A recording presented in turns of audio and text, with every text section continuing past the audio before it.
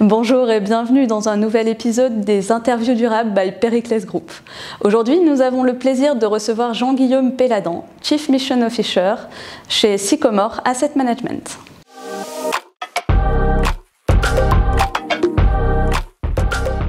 Cela permet de répondre à la question de l'utilité de l'entreprise. Cette question fondamentale nécessite du travail. Et par exemple, nous avons revu nos objectifs statutaires en passant de 6 objectifs à 4 en 2023. Les effets sont d'abord de la transparence, un impact clair sur la gouvernance, avec d'ailleurs une très forte complémentarité avec le référentiel B Corp, qui lui est international et qui a une approche différente.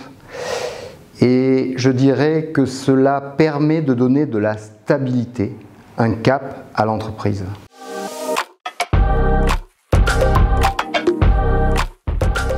Concrètement, nous avons un devoir essentiel vis-à-vis de nos clients, c'est la transparence. Tout simplement leur dire qu'est-ce qu'il y a dans les produits que nous leur proposons. Cette transparence nécessite un effort parce que nos produits sont très diversifiés et complexes. Typiquement, un fonds va prendre 50 entreprises, 50 titres, des actions par exemple, et va être comparé à un benchmark qui lui-même comprend des centaines, voire parfois des milliers d'entreprises. La transparence vis-à-vis des impacts qu'ont ces entreprises sur le monde, et bien sûr sur l'environnement et la société, c'est un devoir essentiel. Et donc on en a fait un objectif statutaire de le mesurer avec rigueur et avec pédagogie, pour qu'à la fin nous délivrions une information simple à nos clients, ce que nous faisons à travers la Net Environmental Contribution, ou NEC, qui permet de positionner l'ensemble des modèles économiques sur une échelle simple, normée, transparente, qui va de moins 100 à plus 100, la moyenne de l'économie étant 0. Et on fait de même sur la contribution sociétale, si vous voulez, l'utilité qu'a un business model, à travers une métrique qu'on appelle donc la contribution sociétale.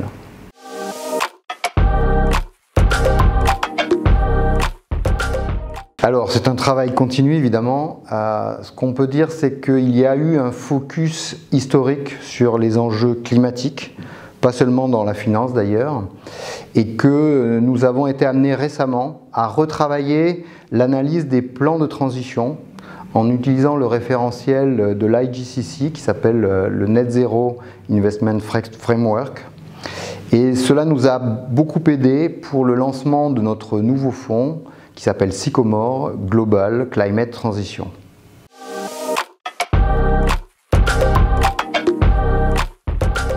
Il y a 2 approches possibles de la biodiversité.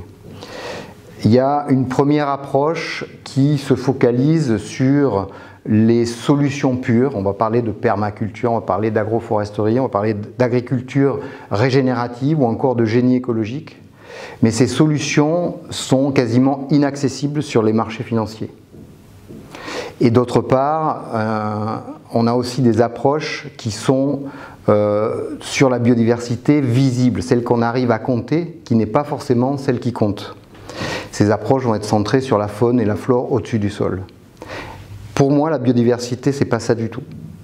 Et l'approche que l'on a adoptée chez Sycomore, c'est tout simplement de reconnaître que la biodiversité, c'est la meilleure mesure que l'on ait de l'état de santé de l'ensemble du vivant et des écosystèmes.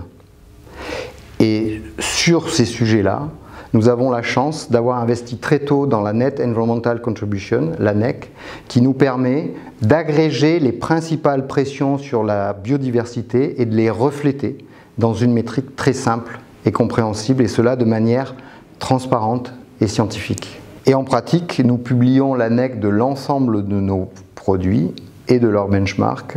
Et nous avons aussi décidé, il y a 3 ans, d'adhérer au 1% pour la planète pour la gamme Éco-Solutions. Et donc nous soutenons 2 associations que sont ProSilva sur les forêts et Bloom Association sur l'océan depuis lors, et nous en sommes très fiers.